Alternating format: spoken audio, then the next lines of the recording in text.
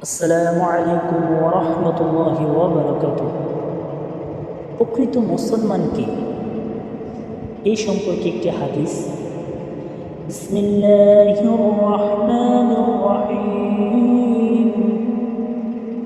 عن عبد الله بن عمر عن النبي صلى الله عليه وسلم قال আব্দুল্লাহ বিন আমর রাদিয়াল্লাহু তাআলা আনহু হতে বর্ণিত হয়েছে যে রাসূল সাল্লাল্লাহু আলাইহি ওয়াসাল্লাম বলেছেন,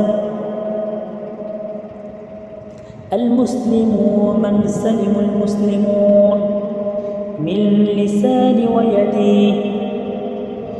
সেই ব্যক্তি প্রকৃত মুসলমান যার জবান ও হাত হতে মুসলমান সমাজে নিরাপদ থাকে।